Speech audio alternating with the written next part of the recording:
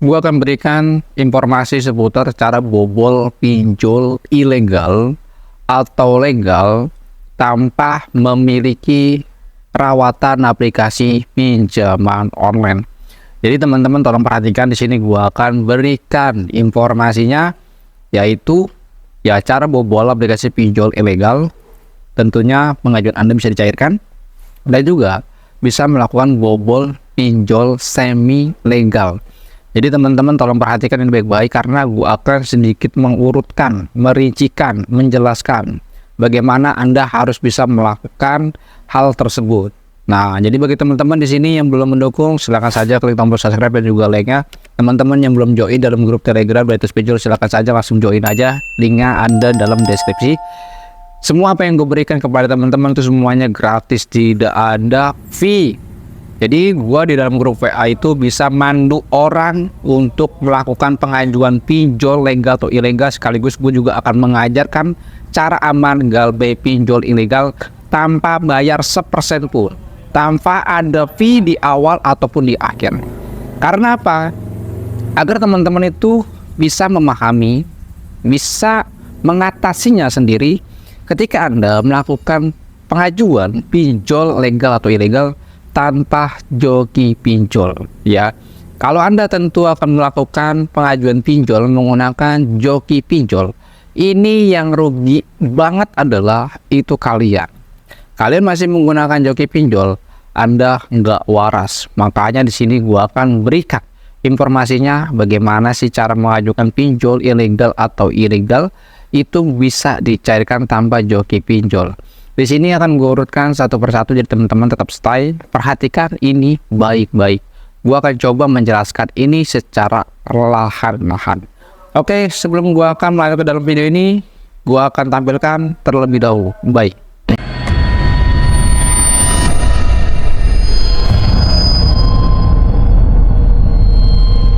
Assalamualaikum warahmatullahi wabarakatuh. Kita berjumpa kembali lagi di channel YouTube Brightest Pinjol. Ya, pada video kali ini topiknya ya tadi seperti di awal gue udah katakan bahwa gue akan berikan informasi cara jebolin pinjol ilegal atau legal walaupun data Anda busuk, ya, atau walaupun data Anda buruk. Nah, cara-cara ini sebenarnya gue sudah pelajari, gue sudah dalami, itu gue sudah pantau di bulan Maret 2023. Nah, sebelumnya gue sudah lakukan eksperimen itu di akhir tahun 2023, tepatnya di bulan November. Gue sudah lakukan itu, alhamdulillah ada hasilnya. Dan kemarin juga itu di bulan Desember, November juga tahun 2023. Itu gue juga sudah perhatikan sama teman-teman gue, mereka ternyata berhasil. Nah, cukup panjang juga perjalanan gue itu untuk mengamati sistem dari pinjol legal atau ilegal.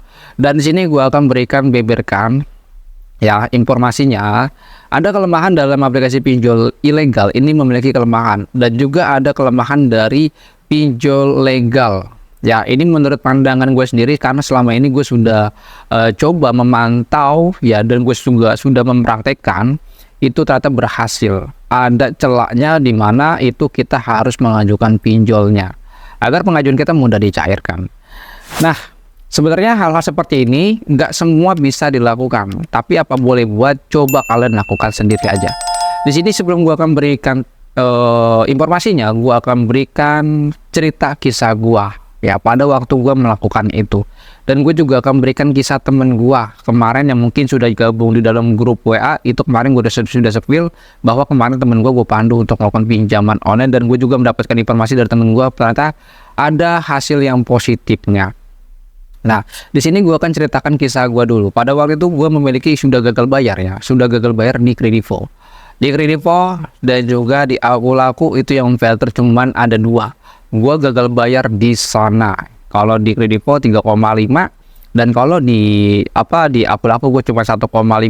Dan gue juga memiliki gagal bayar di Kredit Pintar, jumlahnya 8 juta rupiah, dan juga ada semi legal yang gue galbay seperti Kredito dan lain sebagainya. Ada 2 yang semi.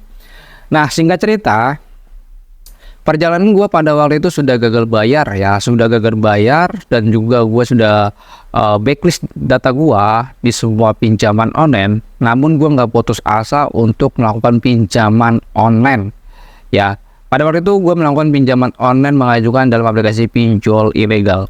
Banyak sekali ya pinjol-pinjol yang data gue ditolak di aplikasi pinjol ilegal. Sering ditolak. Tapi gue nggak putus asa. Karena apa? Karena gue mau lihat sejauh mana pinjol ilegal bisa mengajukan data gue ataupun tidak bisa diajukan data gue. Sejauh mana? Dan akhirnya gue menemukan ya sistem dari aplikasi pinjol ilegal memiliki kelemahan. Yang pertama gue amati cara dia melakukan transfer dana. Nah, mungkin teman-teman pernah lah merasakan ketika Anda mengajukan pinjol legal atau ilegal.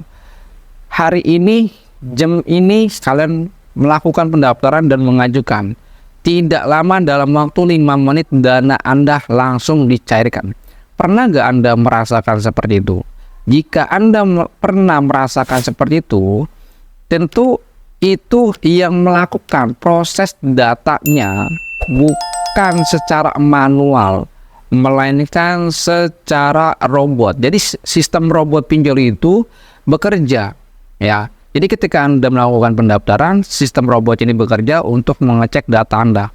Ketika data ini bisa setelah dicek selesai, maka dana baru dikirim kepada si nasabah tersebut.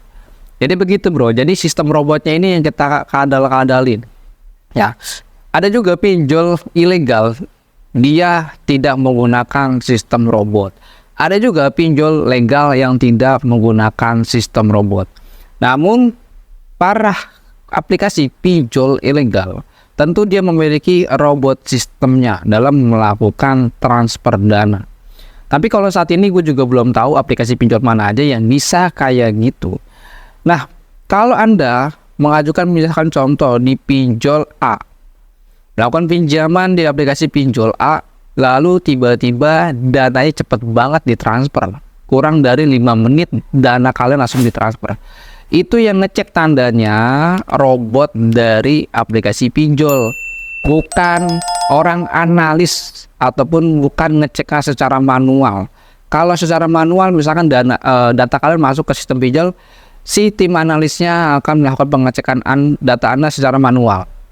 Dari nik KTP, foto, selfie, dan lain sebagainya, mereka akan mengecek sebagainya. Tapi kalau sistem robot, ketika Anda selesai mendaftar, masuk ke sistemnya, langsung dana akan ditransfer. Nah, biasanya yang gue ketahui pada waktu itu, yang setelah itu gue lihat-lihat lah, itu ternyata robot bekerja itu di jam operasional kalau aplikasi pinjol legal. Tapi nggak semua aplikasi pinjol legal seperti itu.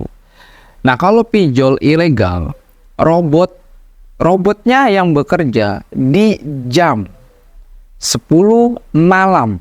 Jadi Anda kalau mau mengajukan pinjol ilegal di malam hari. Karena apa? Yang bekerja untuk mentransfer dana Anda itu sistem robotnya, bukan secara manual atau dicek dengan tim analisnya. Tapi ada juga pinjol ilegal mengecek data nasabah dengan secara manual. Dan gue juga belum tahu pasti pinjol mana saja yang mengecek data nasabah secara manual. Namun kemarin temen gua, dia mengajukan dalam aplikasi pinjol legal. Gua nggak bisa sebutkan namanya. Dia mengajukan aplikasi pinjol legal, namun dia mengajukan malam hari bro. Malam hari besoknya jam 10 siang dananya dicairkan. Ya, padahal data temen gue ini sudah backlist bro. Sudah backlist di Awulaku, di Kripos juga sudah backlist. Sebelumnya temen gue sudah mengajukan di semi legal, itu sering ditolak. Namun saat dia melakukan di jam malam pengajuan, besok siangnya cair, itu di semi legal. Kalian bisa coba saja seperti itu. Namun sekali lagi ini tidak semua, ya, tidak semua.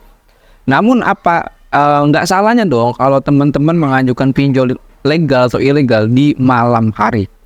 Biasanya jam operasional pinjol legal akan terhenti mengirim dananya di jam malam, di jam 9 atau di jam 8. Mereka berhenti operasionalnya. ya. Jadi nggak semua bro, nggak semua ilegal, nggak semua legal, nggak semua. Makanya teman-teman tolong perhatikan, teman-teman tuh kalau misalkan dana cepat dicairkan, tanya itu aplikasi pinjol mana. Ciri-cirinya kalau misalkan pinjolnya langsung mentransfer, cepat transfernya. Nah itu salah satunya mereka menggunakan robot, bukan orangnya, bukan tim analisa, melainkan robot yang mengecek Anda.